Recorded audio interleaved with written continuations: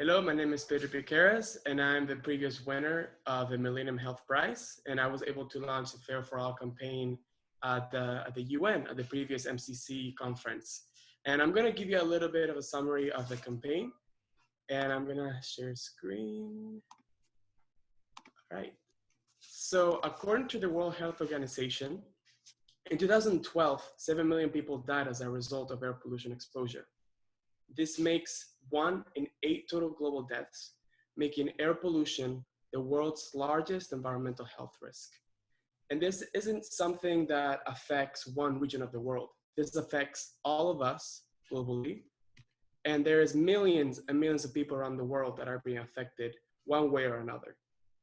And this won't change unless we take action. Imagine a world where people breathe freely without fear to go outside, and where there is a global air quality standard. This is what led me to launch the fAIR4All campaign at the previous conference. And it is a campaign that calls for everyone, especially the young generation, to get involved and to empower their communities by spreading knowledge about pollution and making people in their surroundings familiar with the right to breathe safe air. Because we all deserve to breathe clean air. It doesn't matter where we live. Our campaign has 4 goals: to further public awareness, to advance regulation and monitoring in all areas of the world, to institute safe air as a human right, and to reduce public health risks. Doesn't matter where we live. This is a fight in which all of us are together for a global air quality standard. The campaign members during this past year have been taking a series of steps, but there's 3 crucial steps that each single one of us took. And that is to research the air quality situation, the established standards, and the monitoring stations of our local communities. And once we had that information, we educated our communities about what was going on in our own homes, and also in our own countries, and also about the effects of both indoor and outdoor air pollution.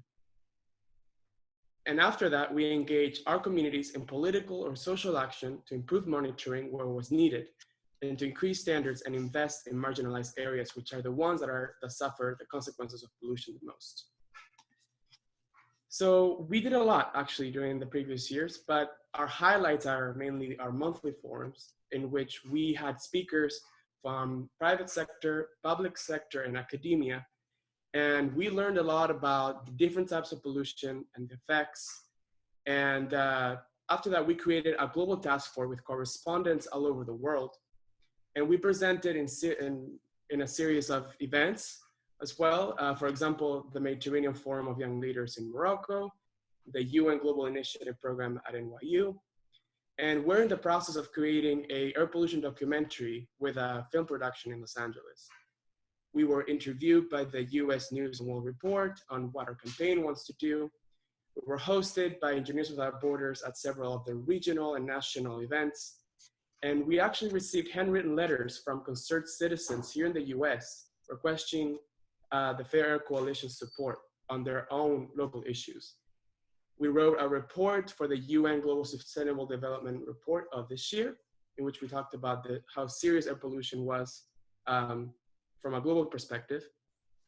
And we also attended the UN first multi-stakeholder forum on science, technology, and innovation for the Sustainable Development Goals that happened past June. And surprisingly, we also got interest from the UNEP Climate and Clean Air Coalition head of the Secretariat, in which she was interested in speaking at our forums and to engage their Secretariat and our organization to work towards a common goal. So do you want to learn more? You should join us. You should visit our website, www.fairaircoalition.org, and you should join us for our future forums and also our future events. And if you have an idea, I suggest that you also launch a campaign, and we all can make a difference. It doesn't matter if it's pollution, if it's human rights, if it's any topic. We all, as young people, can really make a difference if we all get together and fight towards a common goal.